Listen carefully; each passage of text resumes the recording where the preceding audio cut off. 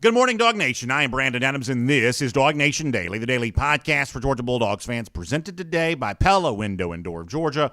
What a weekend it was for UGA. We're going to try to chronicle a lot of that, looking back on some really very interesting events as the promised recruiting weekend that is known as the scavenger hunt. It did not disappoint. There was a lot of fun stuff as it relates to all of this. We're going to try to cover a lot of that with you here over the course of the next couple of minutes. John Stinchcomb stops by today. That's always a fun conversation. Georgia fans pretty worked up over the weekend about something that somebody said. We will cover some of that with you here for a little bit there as well. And just get you ready to go on what is going to be a great week around here as we unpack all of the exciting things, especially happening around UGA recruiting right now. So happy to have you with us as we do. Also, it'll be our first chance to hear from John Stinchcomb today. John Stinchcomb, I put the accent in a weird place. John Stinchcomb today on Dylan Raiola and kind of what comes next with all of that. So busy times, a lot going on. It's a good time to have you with us here for it. It is DawgNation Daily, the daily podcast for Georgia Bulldogs fans, presented by Pella Window and Door of Georgia, and it begins right now. Today's episode of DawgNation Daily is brought to you by Pella Window and Door of Georgia, viewed to be the best. Presented by DawgNation.com, this is DawgNation Daily, the daily podcast for Georgia Bulldogs fans. Here's your host, Brandon Adams. You know, college football fans over the course of the last couple of years have kind of gotten used to a lot of change happening around the sport. And I do think it's fair to ask, when you see so many new things popping up, things being different than the way they used to be, and in some cases, traditions seeming to matter less than it once did, I think sometimes it's appropriate to ask, okay, are these changes for the better? Because oftentimes, change is not necessarily for the better, and things that kind of get embraced as sort of a new idea or a new wrinkle on an old thing or whatever else, after you kind of experience it for a little bit, you're like, I'm not actually quite so sure this is everything was cracked up to be. So college football fans who have loved their sport, and I'm certainly in that category, probably my favorite pastime of all in my entire life has been kind of following the twists and turns of not just Georgia football, but college football in general, that when you see all this new stuff popping up, transfer portal, NIL, and conference realignment, expanded playoff, all of the stuff that's coming up here, I think a lot of fans are rightly asking, are these changes for the better? And in some cases, maybe it sort of seems like some of these aren't for the better. And then if you point that out too much, sometimes you're going to get accused of sort of being like the old man on the porch and a little too resistant to change. And maybe that's fair, maybe it's not. But the point I'm getting to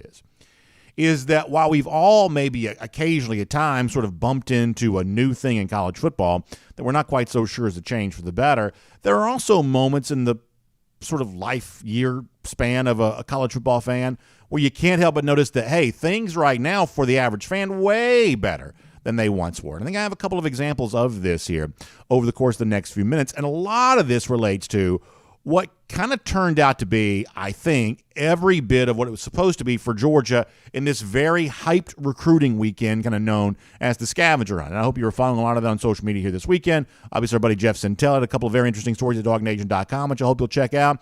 And the basic, I think, idea around the scavenger hunt is to kind of gamify the visit experience of, you bring a bunch of folks in, and they do this scavenger hunt around campus. I guess the ultimate goal, sort of the final boss of the game, if you will, is to kind of find Kirby Smart, find Coach Smart. You'll see that hashtag used around social media. And you see a lot of these pictures being shown, and it's always, really fun to see the way in which so many of these Georgia recruits and their families are having a good time with this. And I think it kind of speaks to what Georgia does so well from a recruiting standpoint, that, listen, you can have a great NIL package and you can have, a great pipeline to the NFL. You can have all that kind of stuff.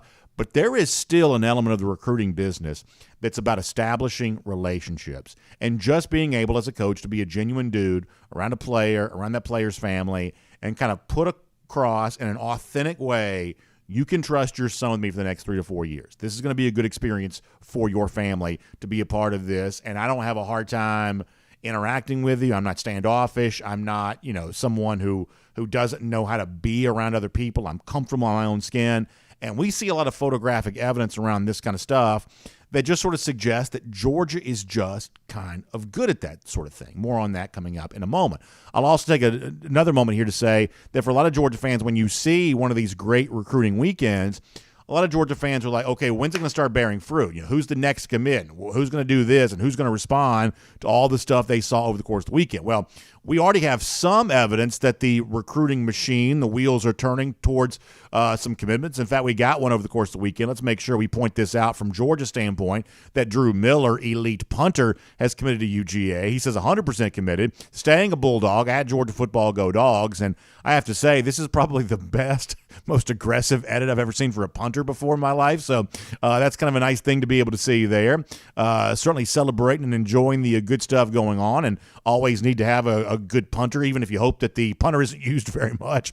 Obviously, Brett Thorson joked about that a lot last year. Even if you don't use the punter very much, important to have a good one. Sounds like Georgia's future at that spot is pretty secure. So good news there on that. But to sort of pivot back to what I was talking about a moment ago, one of the things that I think is so cool for fans right now, and this is the kind of thing that did not used to exist, pre-social media, pre-internet age in which we live right now, we are just invited to be a part of these weekends in a way that did not used to be the case. And you can probably cite lots of examples of how social media's ruined this and it's done this, whatever else, and you can be negative about that if you want to. Maybe I might join you from time to time on certain things. But you can't help but deny that the presence of social media and the willingness of these players to sort of put photos out on social media gives us a chance to be flies on the wall for all of this recruiting stuff in a way in the past we would only had to kind of dream about it, conjure up in our minds exactly what this looks like. Well, now with social media, we're able to see a lot more of this. And as I said, you can see, the players and their families kind of congregating around Kirby Smart when they find him. Todd Hartley had a funny joke on social media about the fact that the tight ends, I guess, have won this scavenger hunt the last couple of years. And this year he said that Kirby Smart had an agenda to make sure the tight ends didn't win. Glenn Schumann was kind of joking about that same kind of thing. And these are all things because of social media that we get a chance to be a part of that we just would not have been able to see in the past. It sort of felt like this big recruiting event this weekend, we were sort of a part of all of that. And even when it comes to probably the signature moment of this scavenger hunt this weekend, the fact that the five-star wide receiver, really one of the best players in the entire country, regardless of position, Jeremiah Smith was taking his official visit to Georgia. Once again, we saw lots of evidence of Smith there in Athens. Jeff had a great story about this at DawgNation.com, about some interaction he was having with Dylan Raiola, some photos. In fact, let me show you one of these for those of you watching on video. You probably wondered how good Jeremiah Smith would look in a UGA uniform, and I think you get some evidence there that he looks every bit as good as you might think that he would. Also, when you look at the backdrop that Georgia's using for some of these recruiting photos, the idea that they're selling back-to-back national champions and all the great things happening at Georgia right now, really kind of recruiting a guy like Jeremiah Smith from a position of strength. Everything we're led to believe, like most visits do, this one for Smith went well. Being the kind of elite five-star prospect that he is probably also going to keep his cards pretty close to the vest on this. We have never sugarcoated it, that pulling a player like this away from an Ohio State, not an easy thing to do because of the success they've had with the wide receiver position. But in life, you take your cuts, you take your shot, you take your chance. And in the case of Georgia with Jeremiah Smith, that appears to be exactly what they have done. But ultimately, Smith's presence on campus actually kind of resulted in something else that was even more interesting, I would say unexpected, and kind of an example, once again, of a way in which college football might be, in some respects, changing for the better here. Let me show you another story that Jeff Sintel had up at DawgNation.com. Headline, watch five-star quarterback Dylan Raiola organize throwing session for key Georgia football recruits. And in that story, I'll give you a little bit of Jeff kind of explaining exactly how all this sort of played out. A lot of you saw some of the video stuff this weekend of that. Jeff, in his story there at DawgNation.com, sort of wrote this up this way, that what evolved over the weekend was Dylan Raiola deciding that the Dogs needed to pay a visit to a nearby five-star linebacker target, Sammy Brown, at Jefferson High School. That meant when they got there to Jefferson, and in Jeff's story, there's all kinds of video of this going down. So if you have not seen this, you need to go to DawgNation.com and check all this out. They're at Jefferson High School, the school obviously that Sammy Brown calls home. Some early morning throwing work with Sammy Brown, the five-star junior unofficial visitor Ryan Williams, who's currently an Alabama commit and a very intriguing prospect, and a couple of his other future targets, such as potentially Jeremiah Smith. I know that Scovie White was there, Nye Carr was there, and you had kind of all this going on. And to me, this is just an awesome development. And I'll tell you what I kind of take from all of this, and you can go to DawgNation.com, read Jeff's story, see all the video inside the story, and really get a sense for exactly what this was. Let me tell you what I think I see emerging here, and you tell me if you agree with this. We obviously live in an age right now where college football has kind of evolved to be unquestionably a business. And some people say that is a good thing, and some people sort of say that is a bad thing, depending on where your perspective on all this, you view that a little bit different. But we have seen all pretense sort of cast aside that college football is ultimately a competition for financial resources. The players get a chance to cash in on that now because of NIL. Programs have openly acknowledged they're going to make the decisions for them and for their conference that put the most money in the coffers. No one's pretending anymore. This is obviously a business. And in some respects, some college football fans don't always love that because that's not quite the way they think of college football. Even if it's true, they don't always love the way in which that's openly acknowledged now. But let me tell you what I think is kind of an interesting, maybe unintended consequence or sort of latent benefit to all of this. I think you see it playing out here this weekend. That with the cat being out of the bag and the pretense being dropped that, yes, this is now a business, the recruiting aspect of this is now obviously a business there as well. I think what you see in response from some players, Dylan Raiola may be the best example of this, is sort of a business-like approach to them, from them to the recruiting process. And I think that's really interesting. And Raiola is the perfect example of this.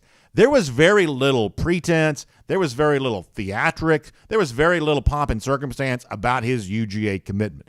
He essentially operated as a member of Georgia's 2024 recruiting class well before he ever went public with his commitment. And ultimately, when he dropped the commitment, it was basically just a nice, pretty edit of himself wearing the Georgia uniform. I am committed. There is no game to this. There is no showmanship to this. This was a very business-like procedure.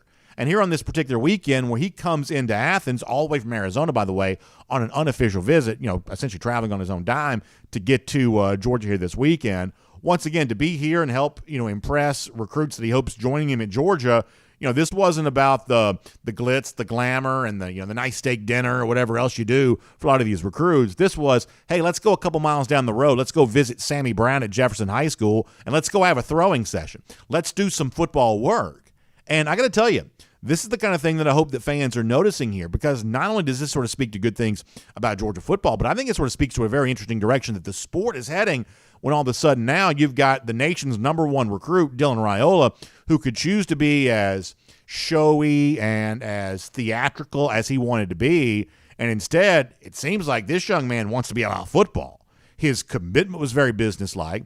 His operation as officially a Georgia commit for the unofficial visit at Georgia this weekend, once again, kind of businesslike. And, hey, we're football players. Let's get together and play some football. Let's get off campus. Let's go over here to Jefferson High School. Let's hang out with Sammy Brown, who's obviously a recruit of note on the other side of the ball. And let's do all of this as football players would do.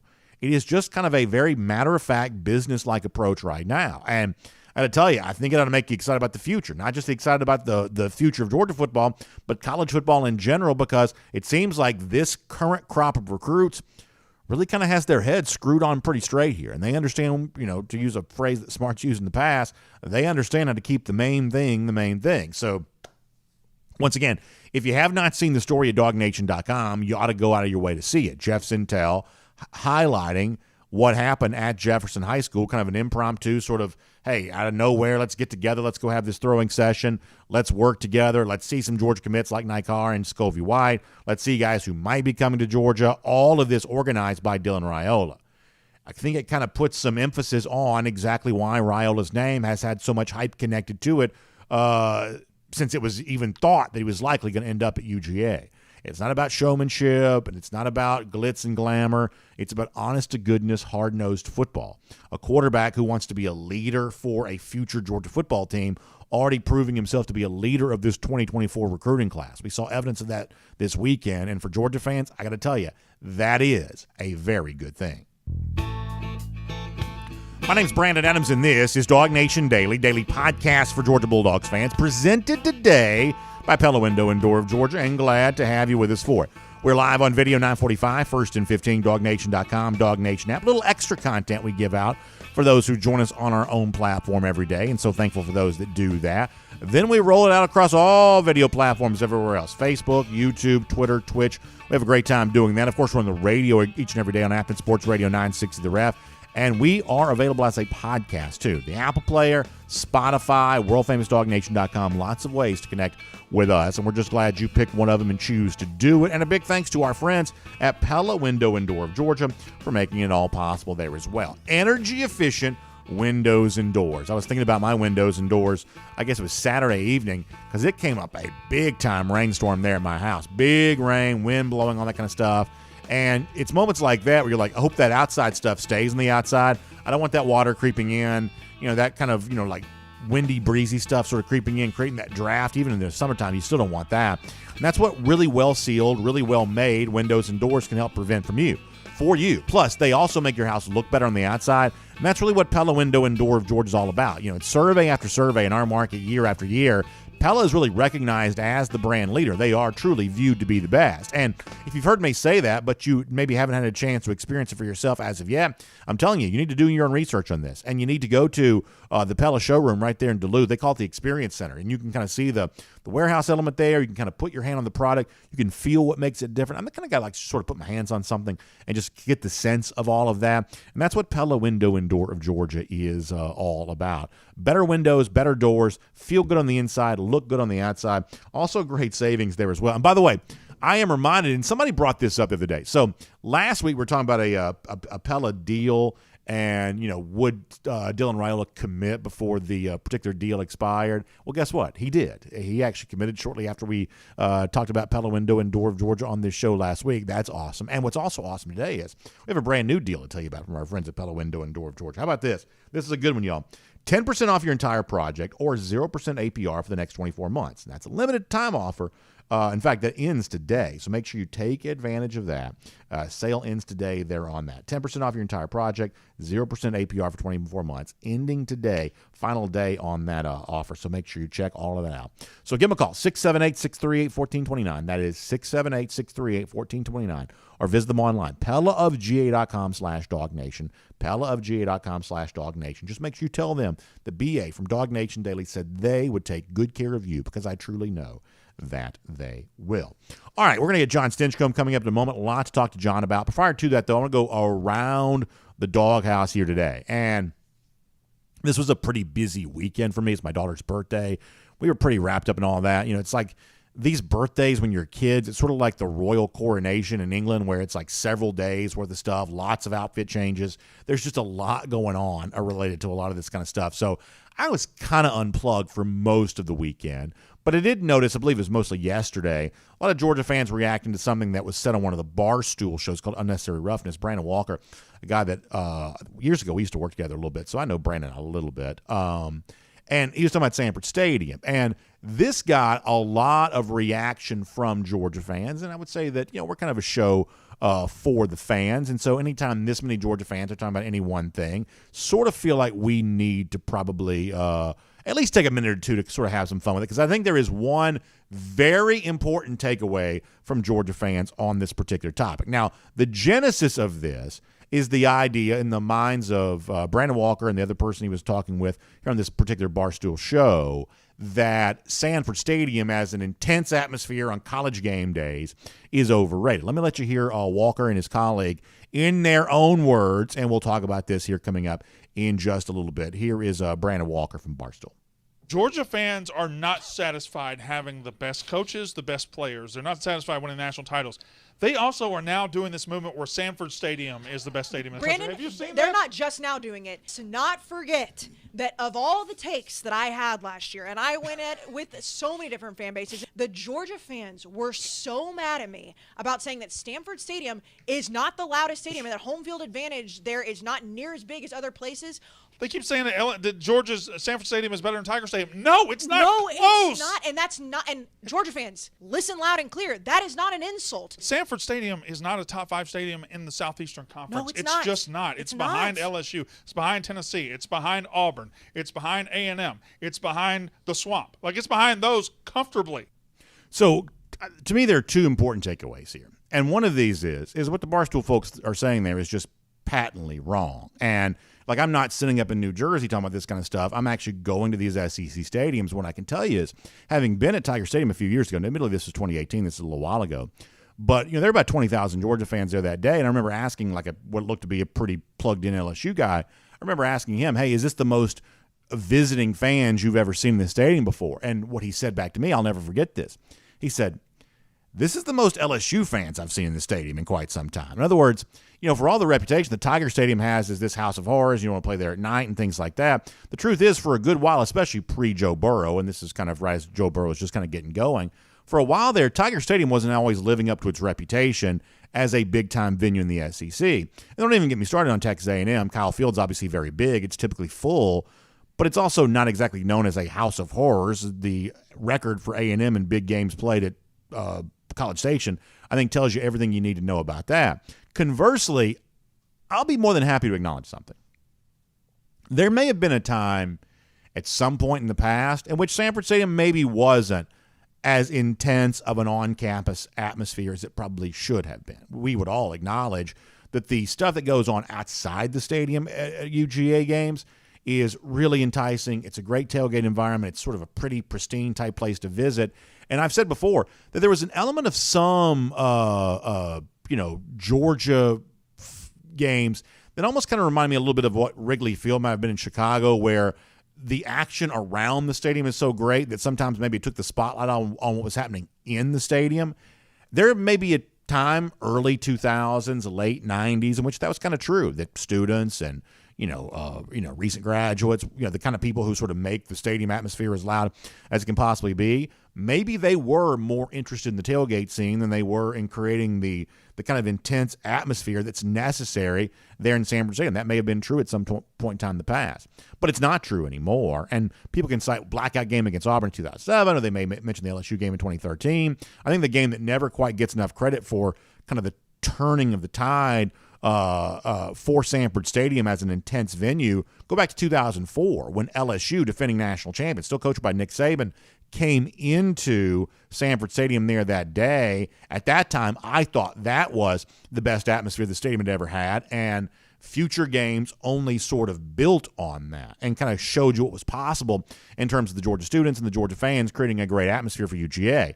But, whatever may have occurred in kind of the mid-2000s to kind of set the stage for where we are now, the truth is that Georgia isn't just a good atmosphere. Georgia is an elite atmosphere. And you can cite all you want about last year's Tennessee game and the fact that the Georgia fans essentially took that stadium over and made Tennessee, know it had zero chance of winning that day. You can also go back to 2021, a moment in this era of back-to-back national championships for Georgia that does not get enough credit is that Georgia got stuck, totally unbecoming, but got stuck having to play Arkansas, biggest home game of the year, at noon. I remember the dejection, the disappointment that Georgia fans had about the fact that this was, in 2021, the big home game of the year for Georgia, and yet ultimately it's taking place at noon, and the fear was, well, the students aren't going to get there, and game day is there, and they're going to do this kind of cool setup with part of the show taking place inside the stadium, but the noon crowd, or the noon start time,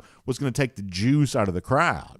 But the exact opposite thing ultimately ended up happening, and I think it's ultimately credited with being probably the loudest noon crowd of any game ever. In fact, to give you some evidence of this, now this is not super easy to hear because, frankly, the crowd's just being so loud, but Holly Rowe from ESPN on television that day talking about just how impactful the crowd was, especially on the Dan Jackson block punt, the Zamir White recovery for a touchdown. It's hard to hear Holly. This is pulled off of television, but this is her talking about just how loud that Georgia crowd was against Arkansas in 2021, the type of game that sort of national folks have no knowledge of whatsoever, but the kind of game which all of us will remember, Georgia fans showing just how impactful they could be. This is Holly Rowe.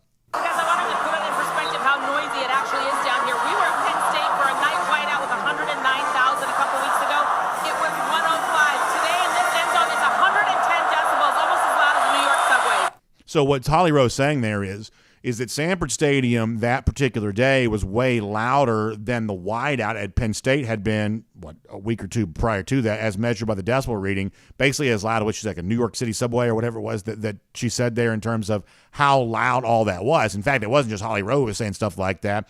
At the end of the game there that day, Kirby Smart gave a very specific credit to Georgia fans for exactly what they had done against Arkansas that particular Saturday, letting the Hogs know they had no chance of winning the game. This is what Kirby Smart said when it was all said and done.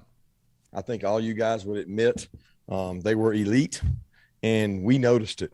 And to come out there in warm-ups and coming out of the tunnel to look up there and see every seat full at a noon kick, it's special to be at Georgia, and they impacted the game. I thought the first series for Arkansas on offense, our crowd was extremely disruptive. I thought our crowd impacted the block punt in terms of cadence and things like that, which forced a touchdown. So I give our crowds, our fans, at least 10 points, and that's big. Kirby's obviously right about that. We would all agree the crowd for the game against Tennessee this past November was even better. But ultimately, this is the reason why I say all of this. And if you're a UGA fan, you should lean in on this and try to appreciate this. If you're trying to do a college football show, Georgia has achieved the kind of status you have to have an opinion about UGA. You have to have a strong take. You have to have a bold opinion. You got to be talking about UGA on a show like this. You know, Barstool, whatever else. You have to be if you're talking college football, you have to be talking UGA because Georgia has won the last 2 national championships. But because Georgia is so dominant on the field, there is very little you can say about the Dogs on the field. In fact, I think it's going to be tomorrow's show. I've got some evidence of this about how, even like anonymous sources now have sort of given up on trying to nitpick Georgia on anything. We've got some new evidence of that. I think I'm going to share it with you tomorrow. There is just nothing you can say about Georgia on the field. They have won a national championship now. About every different way a national championship can be won. And they've won football games along the way there about as many different ways as they can be won. And they've vanquished every possible foe in their wake as they've done so. Georgia has rendered the conversation about it on the field essentially moot. It's meaningless. There is no take about Georgia on the field. It's simply a matter of how dominant they want to be.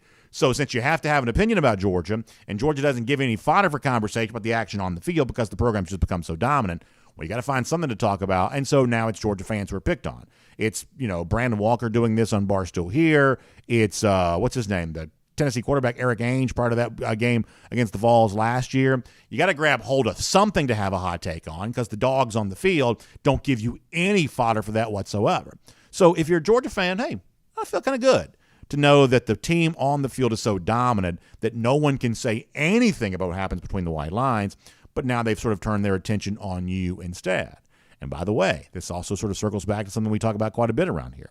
The notion that even with Georgia having the success that it's had, even with Georgia fans creating the kind of atmosphere they've created over the course of the last few years there as well, it sort of seems like the bulletin board material never quite goes away. And for Georgia fans who I think last year kind of enjoyed having a little bit of a chip on their shoulder, that chip can kind of remain here to go for 3-23 there as well.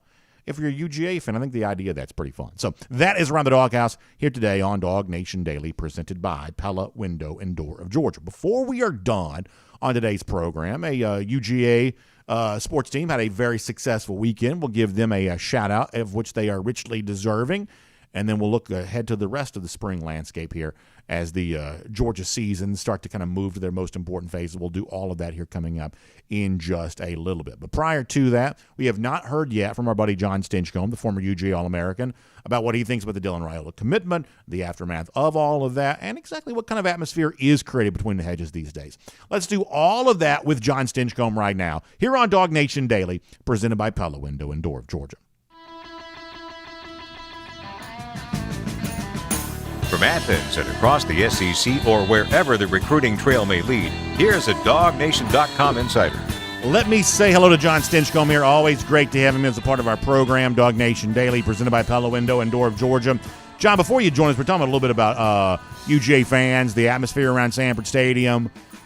I'll fully acknowledge that you make it go back to a time late 90s, maybe even early 2000s, in which I don't know that Sanford Stadium was always as intense as it could have been, in terms of great atmosphere and making things really hard on the opponents, things like that. There may have been a time in the past when that was kind of somewhat true. I can give my reasons for why that might be. But whatever was true of the past, I think you have to acknowledge in the present. If you're actually attending these games, if you're actually doing this kind of thing, I think you have to see Sanford Stadium for what it is right now, a total house of horrors. For Tennessee this past year, Arkansas, you want to go back to 2021, even though it was a noon start, that when the games have been at their biggest, the Georgia fans, I believe, have been as good as any fans anywhere, certainly in the SEC. And I do think that it's probably appropriate that Georgia fans start getting more credit for the kind of atmosphere they create inside Sanford Stadium. Do you agree with that? Absolutely. I think there's a big difference to Sanford Stadium today and yesteryear, and a lot has to do with, the quality of product that's being put out there. But I think it's to the fans' credit. I think as the team's gotten better and consistently performed on Saturday, that the fans have matched that intensity, and Sanford Stadium has become one of the hardest places to play across the SEC. That statement could not be made with a straight face a few years ago. I think anybody would attest there's much more intense atmospheres that you can go to, that fans or teams would be more impacted by the fans than in Sanford Stadium. And to Georgia's testament, it's become one of the hardest places to play across the country. Here's the other thing, too, and I don't want to get too far off the subject here, but I think this kind of ties into something else that I feel like I noticed. And you've grown up in this area. There was a time, John, when we were growing up, that maybe Atlanta was sort of considered in the eyes of some sort of a bad sports town. You've kind of heard that, sort of talked about before, not selling out this or not, whatever that. And, this kind of comes up sometimes in the playoffs, things like that. Listen, when I was growing up, maybe there were times when Atlanta did sort of feel like a subpar sports town compared to so-and-so city that supposedly cared more about this than maybe we did.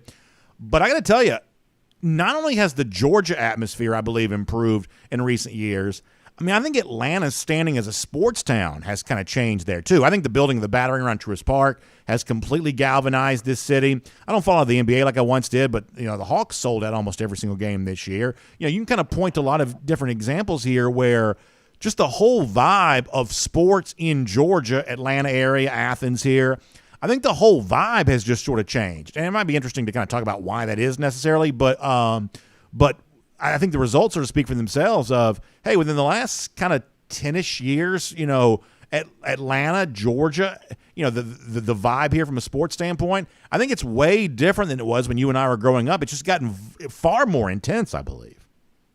Yeah, and it certainly is true for the Braves. I think Hawks are right there with them. If there's one outlier, I think it's the Falcons. Yeah. And I've been to a couple of games there, and primarily when they play New Orleans, let's be honest. Sure. And it's not keeping pace with what's happening for the Braves and the Hawks and obviously Georgia. And, I don't know why that is. I can speculate for a couple different ways. But I do think that Georgia across the board, Atlanta and Athens in particular, has become one of those cities that used to be the outlier. If you look at it and you go, why don't they have the presence in sports that they should?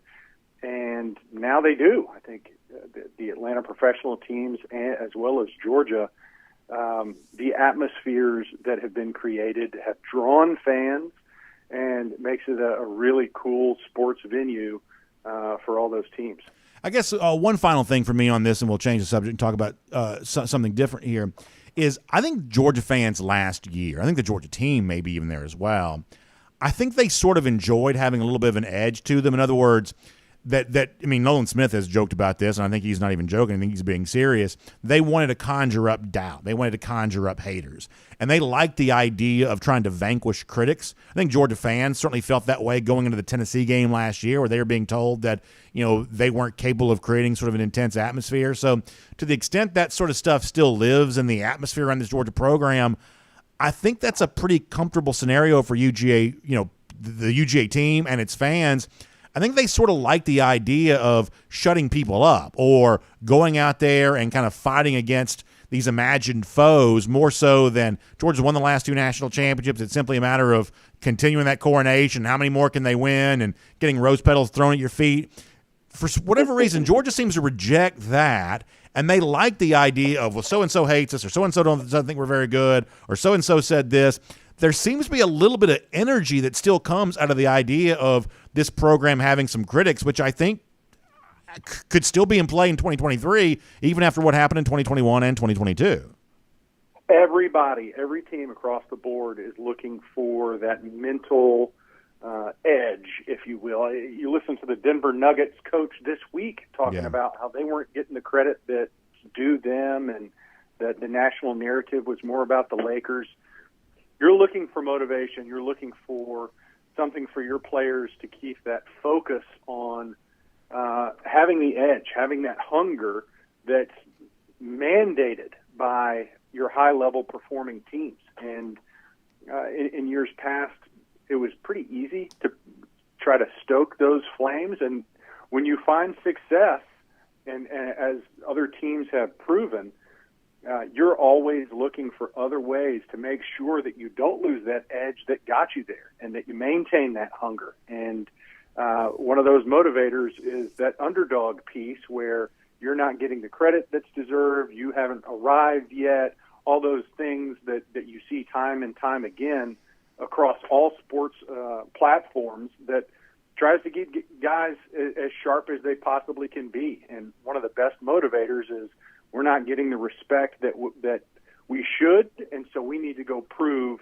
why they're wrong. And, that's a drum that's been beaten since the beginning of time, and it's not stopping anytime soon. It occurred to me this morning that we haven't heard from you on Dylan Raiola. I think we may have talked about Raiola, but now it's an official commitment thing, because I guess he announced his pledge shortly after you and I finished talking last week. So now that it's, kind of, hazing the barn here on this, what does it mean for Georgia to have a quarterback the caliber of Dylan Raiola officially pledged to this class of 2024, and the magnetism he seemingly is already showing as a UGA commit here? What does this mean to you, John? It's pretty funny. I mean, we had just gotten done saying it's going to be on his timetable. That's right. And it's not dictated by others. And an hour or so later, he's committed. And what I think is great is, one, you get such a high caliber quality player. But what we were really talking about is his Pied Piper role. That the fact that when you get a commitment of such a impact player that is nationally recognized, there are other players that want to participate and join in what the future might hold for a team that's led by a guy like Raiola. And I think it's exciting, one, just so you get such a high-caliber player, but two, all the players that will follow him. And Georgia has not struggled in recruiting in recent years, but I do think that there's a difference that can be made when, one, it's a quarterback, and two, it's one of the most nationally known players, similar to what, there's similarities to the Arch Manning recruitment, but I think with this early commitment, and I would even venture to say his willingness to engage more with the recruitment and social media aspect of having other people join him in Athens is only going to bode well for Georgia as they go through this recruiting season, because that is a huge pickup. No, I think that's exactly right. When you look at the weekend that was, one of the things you see, Jeff Sintel's got a great story about this, DawgNation.com, of kind of the impromptu throwing session that takes place at Jefferson High School, which, as you know, just down the road on Athens Highway from the University of Georgia campus. And, John, what I find remarkable about this is to me it sort of speaks to kind of a nuts and bolts, meat and potatoes, whatever like phrase you want to use here. Mm-hmm. This is not glitz and glamour. This is not, hey, what kind of steak and lobster dinner can you take me out to, or how many fun things can we get to do. This is not the glamorous life of a recruit. This is the kind of intense life of a football player that Raiola, I think, based on what you see this weekend, sees himself as a football player. And he sees the guys that came in as obviously recruits that need to be impressed, but ultimately they're football players that he wants to play with. And so football players play football. They go out to Jefferson and they play some football. And to me, it just sort of speaks to what I think you can't help but say is a little bit more business-like approach. And I don't know if this is these players in particular, or it's an example of the recruiting process sort of changing. It just seems like there's less theatrics in this year's recruiting class than I'm used to seeing in the past, because these guys are more about, all right, let's get to it. I mean, Raiola did not have any theatrics about his commitment whatsoever. It was fine letting people kind of have it be known that he was considering going to Georgia. Then he just sort of dropped the tweet that he is going to Georgia. And now as a Georgia commit, he's not out there, whining and dining these recruits. He's working with them. They're doing football stuff. And I think for a lot of Georgia fans, I think they probably do notice this, and I think they probably find that, pretty appealing because it seems like, these guys are just pretty focused, head screwed on very straight about exactly what they want their football futures to be. Well, your old school ways and colors are showing, BA. I guess so. Because, that is, I think it's a welcome breath of fresh air for us old heads who kind of keep the priorities where they should be and the game itself. And this next generation at times does a good job of balancing the exterior, the tertiary opportunities and experiences that can be had through social media and the engagement and the dramatics that can surround it. And what we've seen is an ability to profit off of some of those things. But the main thing has to say the main thing, and that's being, for these student athletes, the athletic parts of it and making sure that football stays in the focus. And I think it's refreshing to see guys that recognize and keep that a priority, and I think that's the angle that you're taking, and I'm right there with you. I mean, there's a lot of times where you'll see, I hate to be super critical, but guys that probably aren't even close to being on that level spend a lot of time on the love that they get from social media or the attention that they can attract and off their Twitter feed, but yet probably don't have near the quality of product that is put on a football field.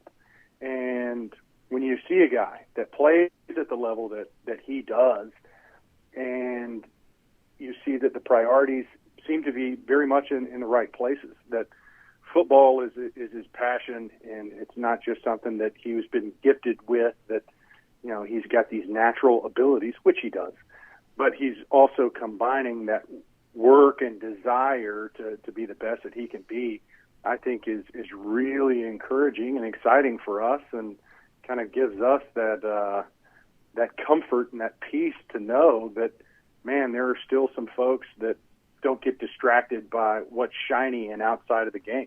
Yeah, I think that's exactly right. Let me just quickly follow up to say that I actually have a pretty high tolerance for recruiting theatrics. I like the show. I'm a professional wrestling fan.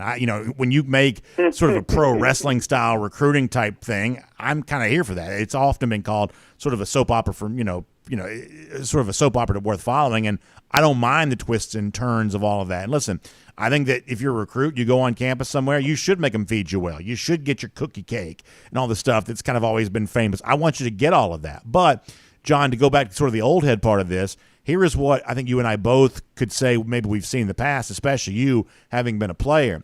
There are some recruits that like the idea of football more than they actually like football. And when you got a bunch of guys, on a weekend over at Jefferson High School throwing a ball around and doing some drills and letting Raiola kind of put them through the paces, those to me look like guys who actually like football. Not just the idea of football and kind of the fame that comes with being a well-known football player, but the actual grind of football, they seem to be somewhat attracted to that, which I think speaks very well for Georgia's future.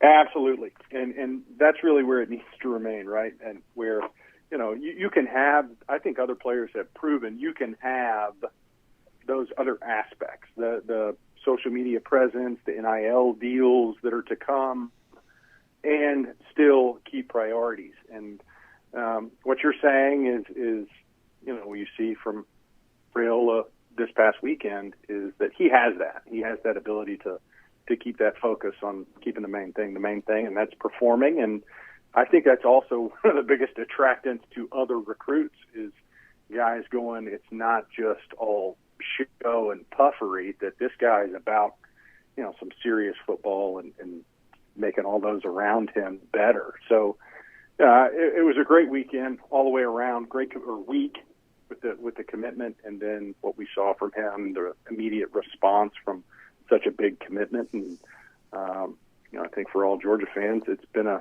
really exciting time, and it's always great to get something that's exciting in the middle of May, because otherwise you're kind of in the doldrums of football. All right, last thing for you, and this is a topic that kind of bubbled up a little bit last week.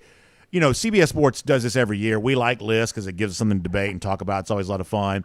And last week they once again kind of retained Nick Saban as the top coach in college football with Kirby Smart at number 2. Now, John, I realize you and me sitting here, the easiest thing in the world is for us to jump up and down about how Kirby Smart is the best coach in the sport because that's what obviously a lot of our audience would like to hear. But I'll be the first to tell you is that a year ago, on the basis of one national championship, I would have said here on the show, in fact, I did sit here and say, too soon to make Kirby Smart the best coach right now. It takes more than that to topple someone like Nick Saban who has won as much as he has. But now, John, it's not just one national championship anymore. It is 2. And I realize that for now, Alabama is still a player on the scene, and Nick Saban is still a coach seemingly capable of producing another national championship. So the momentum could swing back in Saban's favor eventually. I'm not going to say that it can, but if you're taking a snapshot of this particular moment, I honestly don't know how you make a case for someone other than Kirby currently being college football's best coach, as good as Nick Saban has been, obviously, in the past. Where do you kind of come down on a debate like that? Yeah, I'm biased. I recognize that. I try to take a 30,000-foot view from an unbiased position and understand the argument of if you're looking at the total body of work, I think there are a few coaches at any level that have found the success that Nick Saban has been able to generate, specifically in Alabama. And he very much belongs in the discussion. But if you're talking about who is the best coach, who is running the best program today, right now in college football, that answer is pretty clear to me, and it's Kirby Smart. I think you look at what's happened in recent years, and that's the business that we're in, is what have you done for me lately? Georgia has the best program, and 2 national championships attest to that. You look at the players that are being put in the NFL. Both are great. Alabama continues to put players in the NFL. But the rate at which Georgia has done that in recent years has been unmatched historically. And you look at the recruits, who's coming into the program. Both are at the top of the heap, but I think you start to give, if you're just doing a line item by line item checklist, you're going, this is a Kirby Smart era that we are in right now. Nick Saban is still and will go down as arguably the best coach of his era, but today is a new day, and that day is a Kirby Smart one. John, it's always so much fun to have conversations like this with you here on DawgNation Daily, presented by Pella Window and Door of Georgia. Love your insight. Appreciate your time as always. Hope you have a great week, and we'll look forward to getting a chance to talk to you back here very soon again on DawgNation Daily sometime very soon. Always enjoy it, BA. Thanks so much. Let's take a look around the rest of the league. This is SEC Through. Yeah, I think that's all really well said by John. And the point we made on Friday's show when we talked about this is, hey, it is entirely possible that if Kirby Smart is the best coach in college football right now, maybe sometime in the future that might not seem true again, right? Either because, hey, Nick Saban kind of rises up and gets another national championship. People who maybe voted for Kirby this time might be compelled to vote for Saban again. Or maybe some new coach emerges. I mean, at some point in time, that's going to kind of happen. Maybe that's the case. But even if that does happen in the future, that doesn't make the current snapshot of the world in which we're living in right now any less, correct to say that right now Kirby Smart is the best. And I think that people have a tendency to kind of want to view conversations and debates like this as static, or as said differently, kind of unchanging. That once you have an opinion, you're not allowed to change your mind. As someone who takes these sort of blowhardy, hot take debates pretty seriously, here's what I'll tell you. When it comes to so-and-so being the GOAT of anything, coaching, playing, whatever else, your opinion on GOATs should change very slowly. The idea of someone being the greatest of all time, that's the kind of debate that evolves over the course of time. And if you've got a new GOAT every month or every year even, you're doing something wrong. No matter what thing we're talking about in sports, your GOATs should change slowly. But the greatest of any given moment, there's no reason why that can't change pretty frequently. If you look at, I said before, list of the richest people in the world, or, all kinds of tax bracket stuff. I mean, people are always rising up and falling down, and there's all kinds of, movement and change within the scope of business and who's making money and who's doing what. These things are changing all the time. Businesses are going up, businesses are going down, markets are somewhat cyclical. that happens away from sports all the time. No reason to think it couldn't happen in sports there as well. And to sort of fail to acknowledge what the current story of the moment is, the fact that Kirby Smart, as a coach, has put a stranglehold on the sports, I think that's just an error. Just an error. It doesn't make him the GOAT. Nick Saban is the GOAT for the foreseeable future, but it is worth acknowledging right now of just how dominant a coach Kirby Smart has proven to be. And we'll see if Saban has any response for that with his team on the field here in 2023, because in a lot of ways, it's a year like this where we actually kind of find out exactly how good of a coach Nick Saban really is. In the past, Nick Saban's kind of been sort of the CEO of a football machine. You know, the wheels have been operating, the system's been in place, and Saban just sort of sat back and enjoyed the fruits of all that.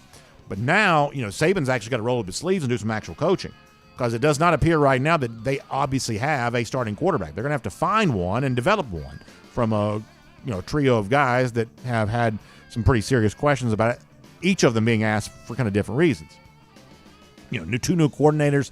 There's a lot going on for Alabama right now that the sort of football machine that Alabama once was is not exactly that anymore. But if Saban still is a coach that kind of has been revered as the greatest of all time, then putting his stamp on this season is going to be imperative, and we'll see if Alabama is able to do that. We'll also talk now about cruising around the SEC, courtesy of Royal Caribbean. Got a Royal Caribbean cruise vacation myself coming up this summer. And, you know, for us, we're trying to coordinate that with my brother's family and my mom. And when you got that many people going on a cruise, it's like finding dates that work, not easy. So for us, it made the most sense of, well, let's just try to do the 3-night cruise. Because once you get into like the 4-night or the 7-night, that's more scheduled to have to be kind of coordinated. Just one more thing to have to be considered. So we said for our family right now, taking sort of an extended family on this trip, it probably makes sense to, leave out on a Friday, get home on a Monday.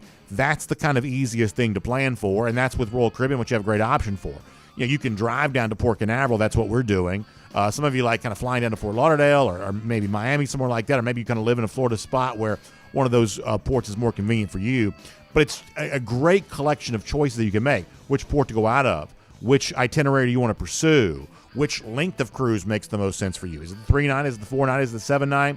You have all kinds of great choices, but whatever choice you make, we truly believe a Royal Caribbean cruise vacation is going to be an unforgettable experience for you and for those that you're traveling with. And so we've got a great travel agent, Jessica Slater, specifically selected for us by Royal Caribbean to help you with your Royal Caribbean cruise vacation needs. You can give her a call, 770-718-9147. That's 770-718-9147.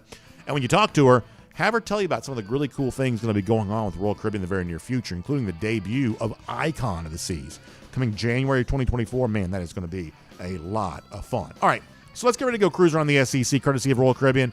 And we'll start with some congratulations to the Georgia softball team, winners of their NCAA regional in Athens over the weekend. Now moving on to get ready to take on Florida State coming up in a super regional. So best of luck to them there on that.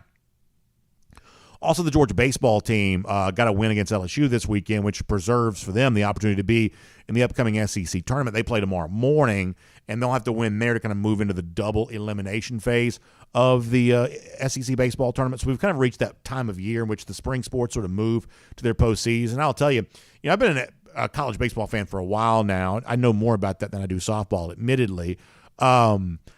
I really love this time of year. And the one thing that I really wish is that ESPN, who kind of controls all of these NCAA sports, I wish they would put a bigger spotlight on SEC baseball. Softball, too, but admittedly, that's not a sport that I probably have known as much about, although I'm very happy to see UGA doing very well here. But baseball is a sport that I have known about. I mean, I'll tell you, I am very jealous that unless something really special happens over the course of the next few days, Georgia does not appear that it's going to be in an NCAA regional, and certainly would have to have a lot of things go its way to be a part of the super regional. But if you've ever been to an NCAA regional in baseball, if you've ever been to a super regional, which is 2 teams playing a best-of-3 series, I'm just telling you right now, that's about as much fun as you can have. And if you love baseball, the intensity of college baseball in a postseason situation like that, to me, is just really unmatched. And what I wish is that ESPN would just put a bigger spotlight on some of this kind of stuff. We saw something very interesting happen this past year.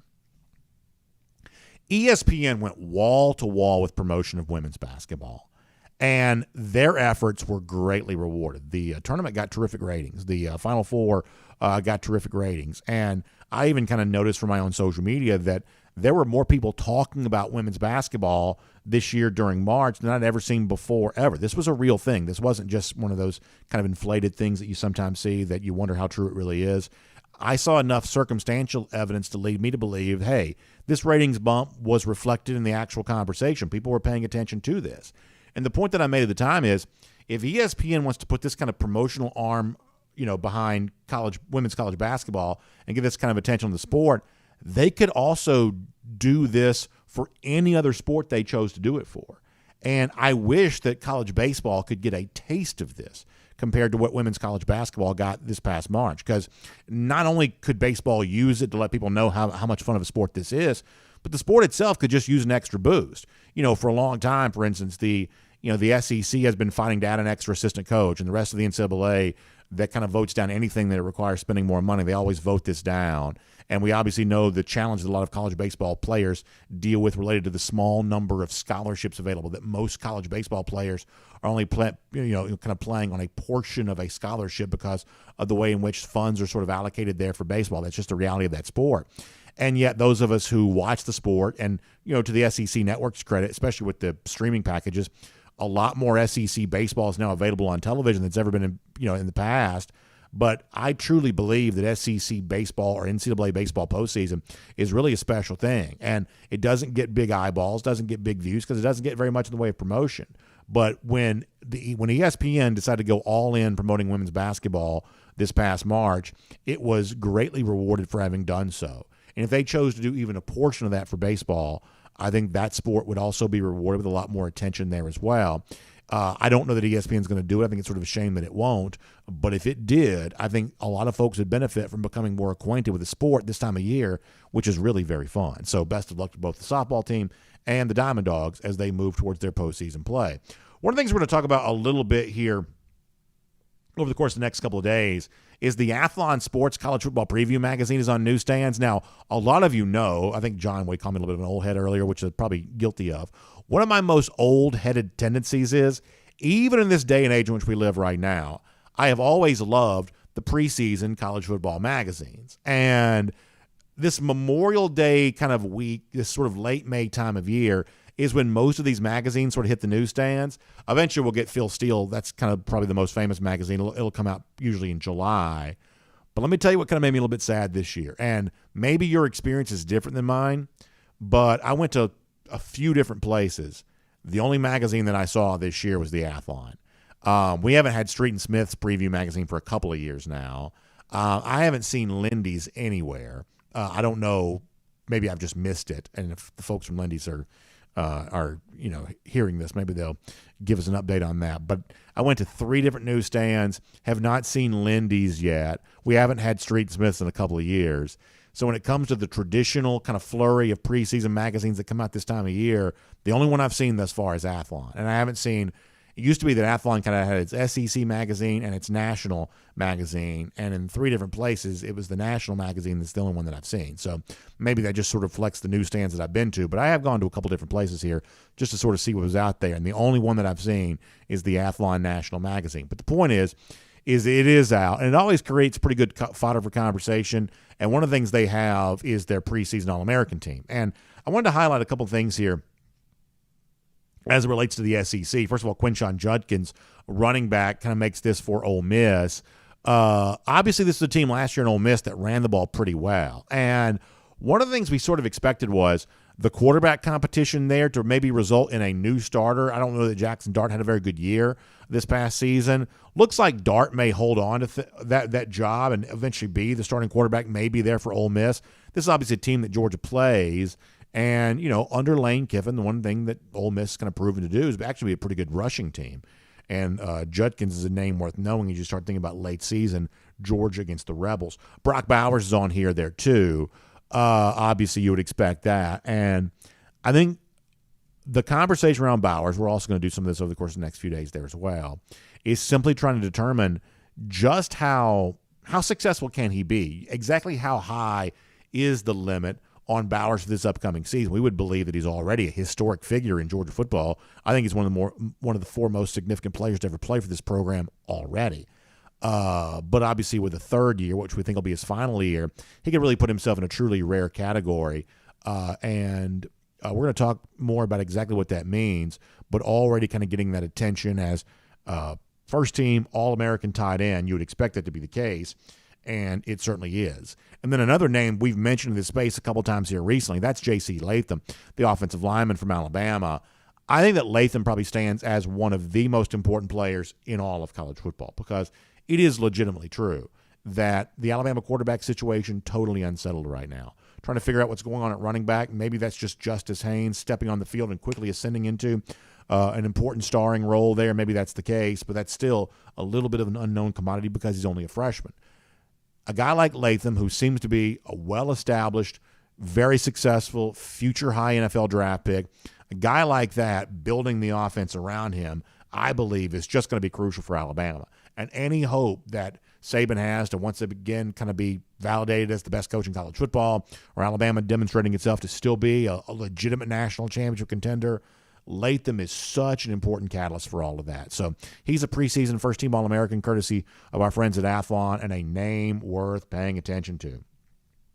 Javon Dumas-Johnson gets the nod, first-team defense here by Athlon. You know, we'll see how healthy Smile Mondon turns out to be at the beginning of the year. It sounds like he's still, kind of in the midst of a little bit of an injury recovery situation right now, but I don't see any reason why Mondon can't be every bit as good as JDJ. Harold Perkins from LSU comes up here on this.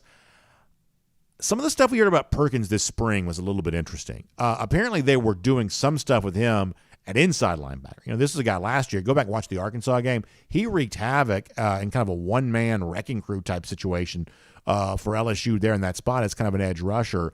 But I don't know, based on the spring, unless this was all just sort of tinkering and kind of, something to do for the moment, I don't know if that's necessarily the full plans for how they are preparing to use Perkins here this year. So obviously Perkins is a name worth knowing and a name that most people do know after his freshman season from a year ago.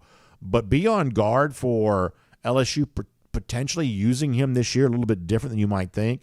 That's worth considering. Kool-Aid McKinstry is on here. I don't know how you view McKinstry as anything other than overrated, to be completely honest with you. I'm not saying he's a bad football player, but the level of attention he gets compared to what I think I see him doing on the field, a little bit of a disconnect there on that. Nice to see Malachi Starks getting some attention there. Georgia always seems to have that great safety. We call Georgia linebacker U or tight end U, whatever you want to call them. But they're pretty darn close to being safety U there as well. And maybe Javon Bullard's one of those guys, maybe moving to safety this year.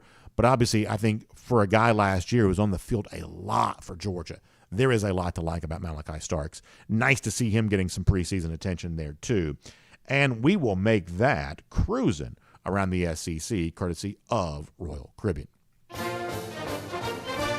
And as we wrap up today, a golden shoe submission from one of our own, our producer Michael Carvel, showing this off to us. Tatum Rambo, whose parents played soccer and football at UGA, obviously Georgia fan will remember Bakari Rambo. So this is Michael's team. His daughter's a part of this team. She hits a 3-run walk-off home run in the 8U championship game of the Alpharetta Youth Softball Association. Hashtag golden shoe there on that. So we'll give a golden shoe out to Michael's team and all the players there as a part of that, and also just everybody this time of year who's kind of participating in the kind of the conclusion of that youth sports season. I mentioned before, we're kind of moving into championship time for college sports, and kind of moving into that as well for a lot of y'all with your softball teams, your t-ball teams, your baseball teams, and I just love that. I love being at the ballpark. I love all the parents who get a chance to be a part of that with their kids. Really special memories being made all over the place. So golden shoes going all the way around on that. Lousy, stinking Gators, though, they have no memories to enjoy. All they have is a sense of dread about what's going to take place 159 days from now. That is our Gatorator countdown. We'll see all of you back here tomorrow. DawgNation Daily, presented by Pella, Window, and Door of Georgia. And on video, time now for the R.S. Andrews Cool Down. R.S. Andrews is the one you turn to for your air conditioning, heating, plumbing, and electric needs. They will show up on time. They'll do the work that's promised, the price is promised. You can trust them on all of that. DT enjoying that video. Also mentioned Quinshon Judkins as a dude. Yeah, listen, Ole Miss has pretty quietly had a good collection of running backs here now for a while. That's kind of been quietly something they've sort of done even predating Lane Kiffin. They've had a nice run at the running back spot, and so that's worth keeping in mind there. DT also pointing out something that a lot of folks kind of pointed out, it is a little bit weird that Nick Saban was in Italy, right? I mean, with all the activity going on, this kind of open period, it's kind of become the most important month of recruiting. If we assume that the picture we saw of Saban in Italy was, happening now, it is a little bit weird that he was in Italy. I have to say, I think that's kind of true. Senior Dog 54 says, I don't like hyping kids before they deliver the goods. It's not fair to them or the other players on a roster who could beat out some of these guys and be put under a microscope by fans who want to see the player with the hype. Yeah, I mean, I get that, but it's, I kind of come down one of two ways on this. A lot of things kind of run sort of twin pillars. On the one hand over here, I'm always open for the idea that anything could happen, and I am not going to speak with certainty about something that hasn't happened yet. I'm not going to do that.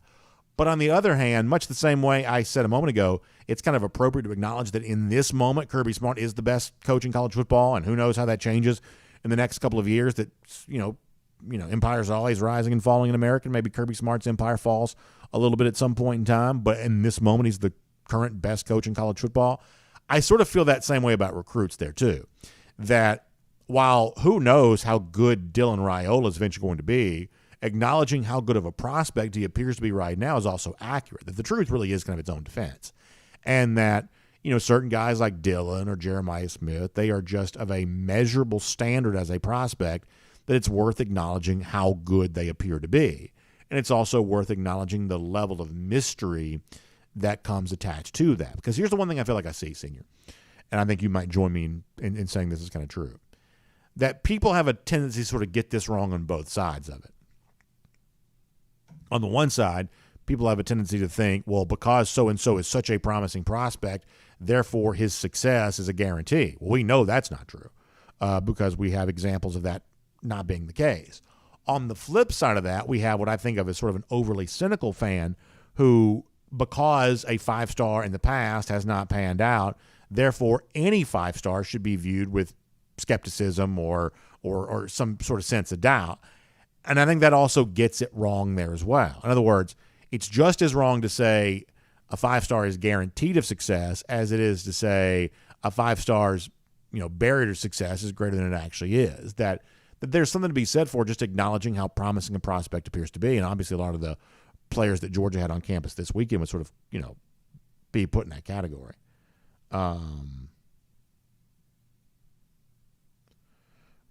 Let's see what else. Is this the real Jeff Santel? I never can tell anymore. People just sort of put whatever they want to in the DawgNation comment section. Is that the real Jeff? Let's see what else.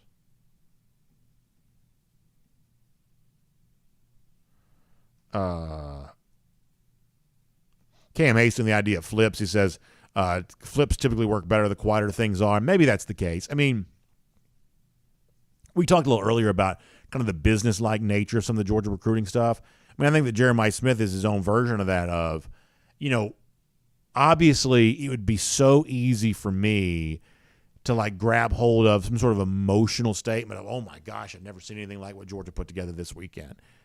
But a guy like Smith's just not going to do that. I'm sure whatever quotes come out from him will be very complimentary and very favorable.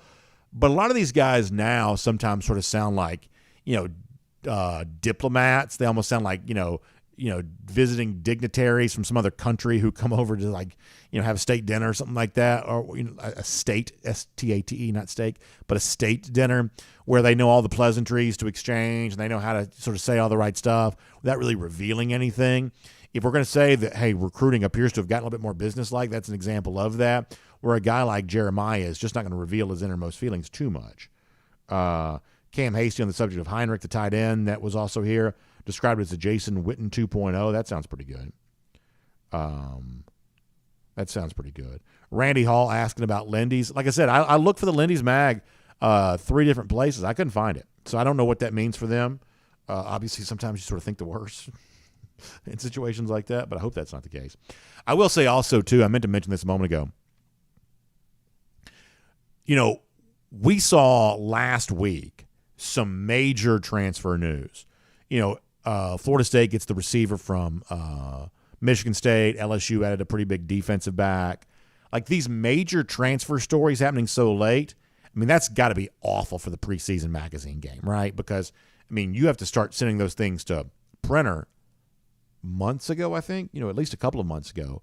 I used to know a lot of people at Athlon. I don't quite know as many people over there anymore. But you have to start sending these things to the printer, a couple of months prior.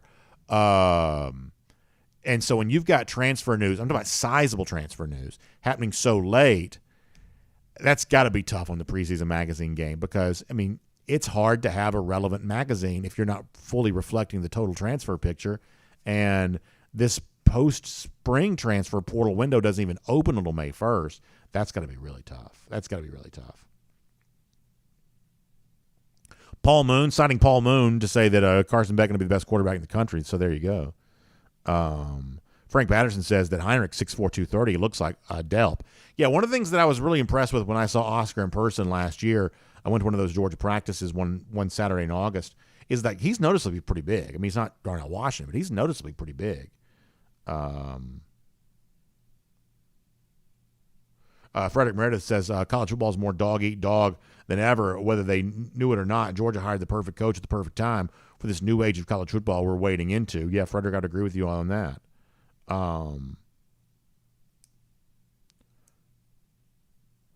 D-Mart 42 on some folks kind of getting it wrong on Carson Beck.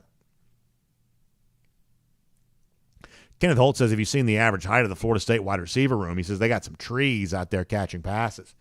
There's a chance the Florida State's just really very good. I mean, I think, what's his name, Coleman? Is it Keon Coleman? Is that his name? Or is that the former Falcons running back? Some of these names, as I get older, man, they're harder for me to remember. But the dude they just got from Michigan State, I think that's a pretty big pickup. I mean, y'all, there's a chance that Florida State is actually pretty good. Like, sometimes the team that gets the preseason hype like this turns out not to be. But maybe in Florida State's case, they're just kind of a real contender. I think that Florida State LSU game is going to be awesome. Oh, my gosh, how much fun is that going to be?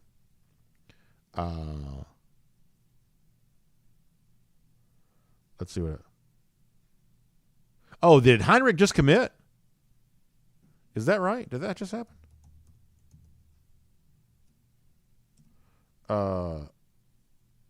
Did this just go down? Oh, yeah, there you go. Yeah, you got a nice tweet from Todd Hartley in here. So there you go. Thanks for letting me know that, y'all, because I don't know that I would have seen that if not for that. Colton Heinrich now committed to UGA. This had been kind of one of those names that had been talked about a lot coming off the weekend, that Georgia might, of all the guys thought to kind of pop first, Heinrich might be one of the ones there, and it goes down right as we're on the show here. So that is awesome. So Colton Heinrich, a lot to like about him, and Todd Hartley, Kings stay kings. So there you go. Memphis Dog says that's old news. It happened 7 minutes ago. Yeah, but I can't. Yeah, when I'm in the middle of doing the show, I can't always know that. But I'm glad y'all told me nonetheless, though. George on Tap says that Lindy's is available online, so there you go.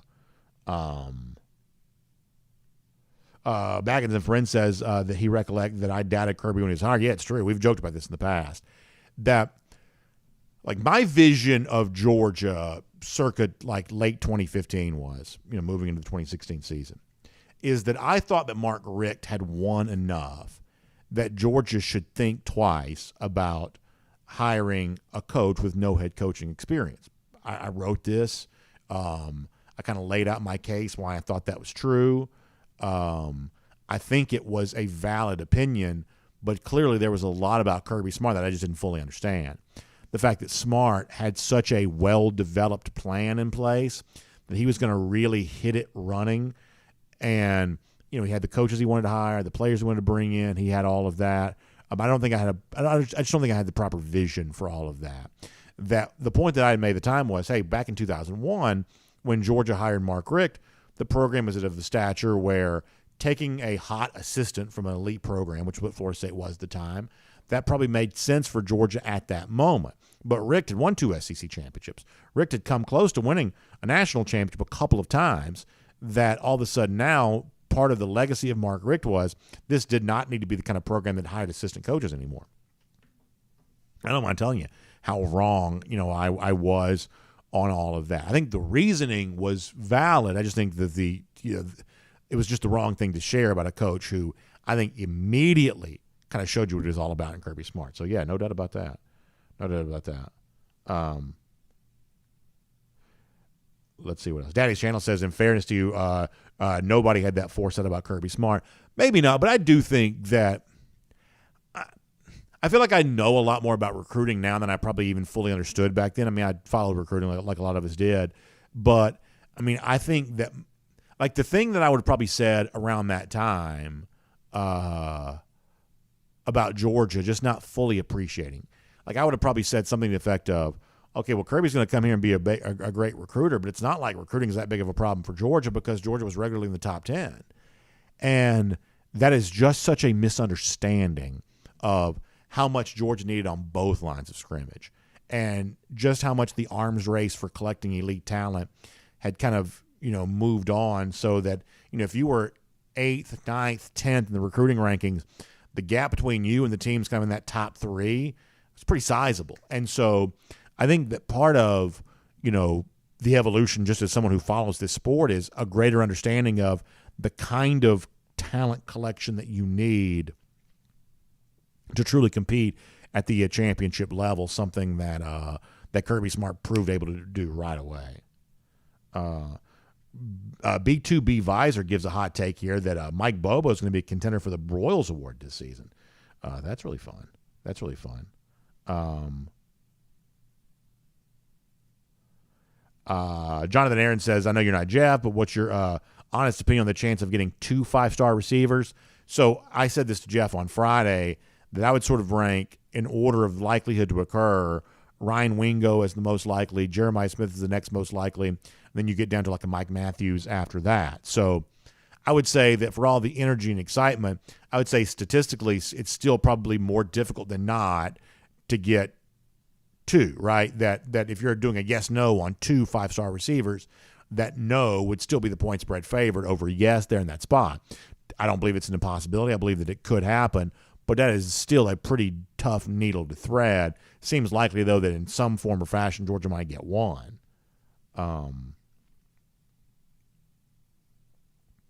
Let's see what else. Baggins and friends, thanks for the kind words. I appreciate that. Thank you.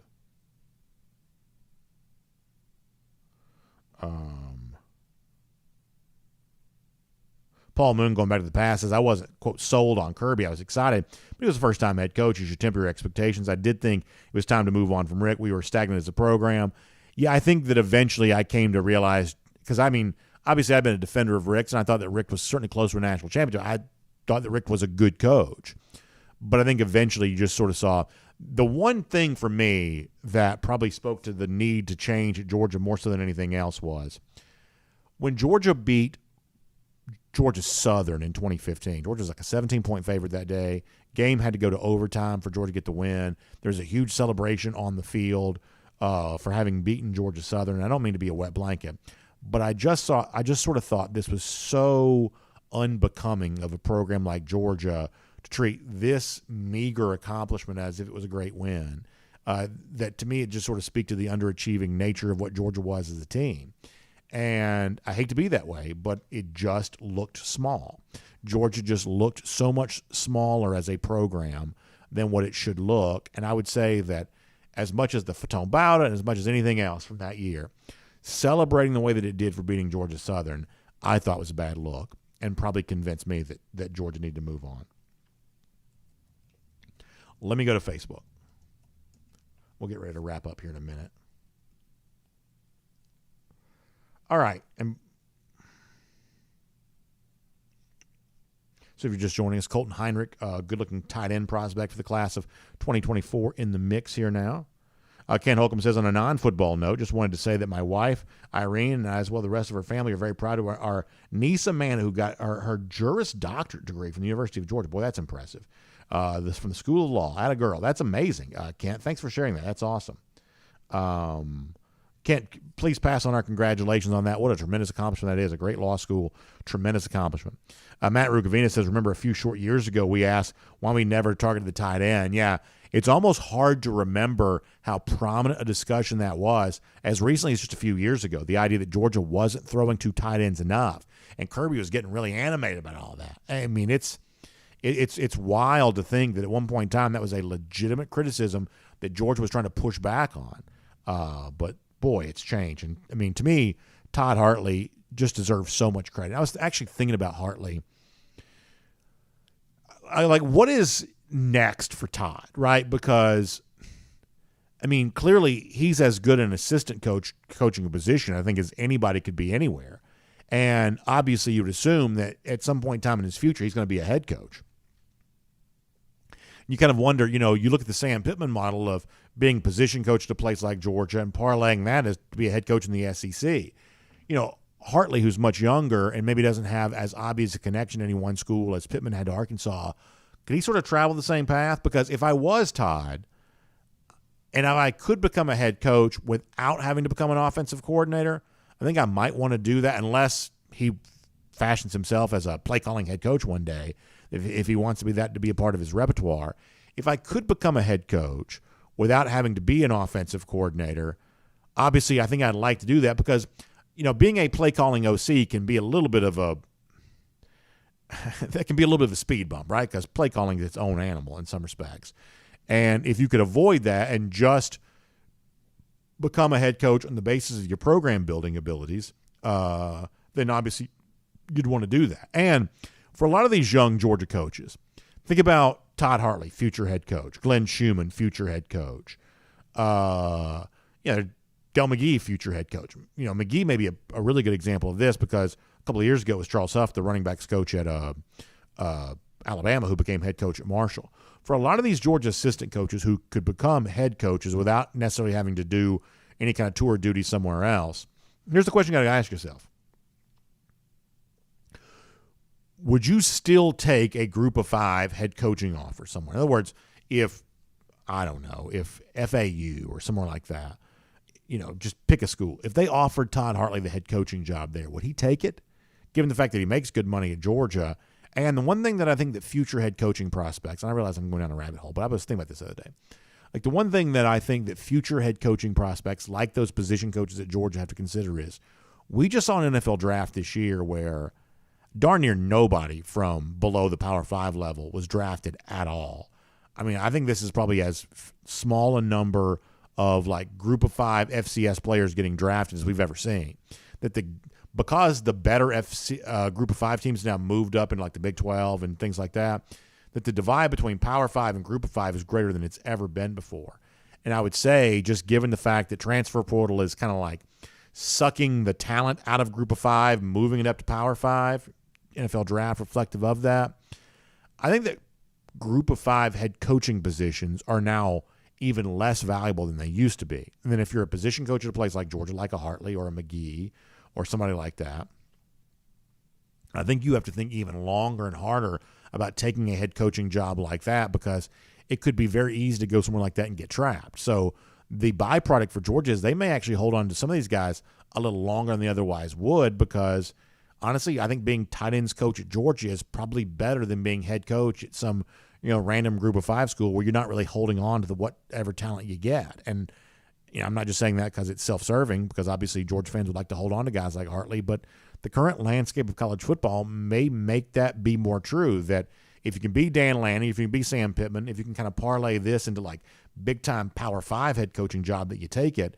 But, the idea that you move and you go to a lesser school as on the head coach track, kind of working your way up, I'm not quite so sure how many more Group of 5 coaches we're going to see work their way up to the big time, just given the divide from a talent standpoint that exists between those levels of play right now. Barry Watkins says, what does it mean that Wingo wasn't there this weekend? Maybe nothing. I don't know that I put a lot of stock into that. We'll ask Jeff that, but I don't know that I put a lot of stock into that. Let's see what else.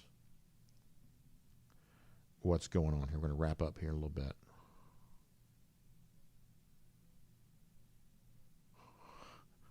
Zach Adams, Jacob O'Neill having what looks like a fun conversation. Mitchell Proctor says, I'd love to see KJ Bolden announce. And Join Dylan, start enticing the rest. Yeah, that'd be a fun one to drop for sure. William Camacho, very excited about Colton Heinrich's commitment to UGA. William, I'm glad you're enjoying that. This is certainly a fun time for sure. Randy Hall, we did mention Drew Miller. We mentioned him off the top of the program today. We did indeed do that. I know that was a guy you were hoping Georgia could get, and they did, and we did mention that. Yes, sir. All right, final trip around the comment section, then we're going to wrap up. Paul Moon reminding us that Wingo's official visit's June 2nd. So oftentimes, I know Raiola was more than happy to do the unofficial visit on his own dime before taking the official visit. That's not necessarily something that everybody either wants to do or is capable of doing given their schedule. And as I said before, I'm not quite so sure you should necessarily read too much into that. Frederick Meredith says Kirby was so good in college because he was always the smartest person on the field, bar none. And he was fast for those that remember watching him. Yeah, he was a very good player for sure. I mean, he likes to sort of be self-deprecating about his ability as a player, but compared to the population at large, Kirby was a very successful player. Foster Moss asking about our schedule for next week. Yeah, so I'm going to give you more of an update on that because I also have a little bit of vacation time coming up, but we will take Monday off for Memorial Day. There's only a small full of days we don't have a show. Memorial Day being one, 4th of July being another, typically Thanksgiving Day, typically Christmas Day, and that's about it for us in terms of taking shows off. So we will not have a show coming up on Monday, and we'll talk more about that next week. But thanks for asking, Foster. Nature Gator says Florida, the number one seed in the upcoming SEC baseball tournament. Thought you should know. Well, Nature, that'll give me something to root against here in the time to come. I don't know that my team gives me much to root for, so sometimes you just sort of choose to root against. Although maybe this is a little bit off brand for me, but when it comes to baseball in particular, Florida versus Tennessee, I believe I'd probably – I know Tennessee's not quite as good this year, but I won't go so far as to say I'd root for Florida there in that spot, but I wouldn't root for Tennessee baseball against anybody. And I don't like Vanderbilt very much either, for what it's worth. But I definitely am not rooting for Tennessee baseball against anybody. Let us see what else. Back on DawgNation.com for a minute. Rambo wondering if Heinrich gets that bump to a 4-star. Could very well happen. Shane Beamer also reminding us that I should say DT reminding us that Shane Beamer went from tight ends coach to head coach. Yeah, big bump for him there. So that kind of shows you what's a possibility there too. And I think from a personality standpoint, much the same way that Shane Beamer, I think, has made a positive impact for South Carolina, I could totally see Todd Hartley doing that for somebody. But if I'm Hartley, I probably, for the reason I cited earlier, I'm not looking to just sort of go anywhere because the talent divide right now makes it easy to get stuck. Randy Hall, very funny, kind of a throwback to an old Cheers line, I believe.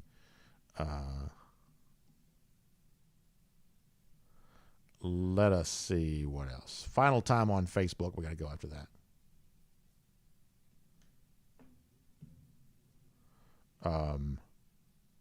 Jacob O'Neill says it's good nap weather. I'm always in favor of a good nap for sure.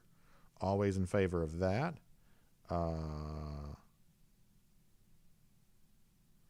Let us see what else. All right, good stuff here. Let's get ready to wrap up for today. Yeah, we'll have an update for you, I think, tomorrow on some of our schedule for the rest of the week. Or I should say for next week is what I mean to say. For next week, obviously a lot coming up here, including Memorial Day, a little bit of vacation time for me and my family, which we're looking forward to. I got some of that coming up here. Oh, by the way, let me follow up on this too real quick. Jonathan Aaron says on Facebook that he actually gives Georgia a 75% chance to get both Smith and Wingo. That would be an awesome summer. That would truly be an awesome summer. So I appreciate that, Jonathan. Thank you. All right, so Braves take the series over the Mariners the weekend. You can read about that. Some interesting college football stuff over there at the AJC there as well. Also a little bit of a look at the American Idol season that just concluded. And all kinds of fun stuff going on at ajc.com. You can read all about that there, ajc.com. Also, our friends at RS Andrews. Find them online, rsandrews.com, for your air conditioning, heating, plumbing, and electric needs. They'll show up on time. They'll do the work that's promised for the price that's promised. You can trust them on all of that. air conditioning units, getting them tuned back up to factory fresh specs. That makes a lot of sense to do this time of year. Stay cool and comfortable all summer long.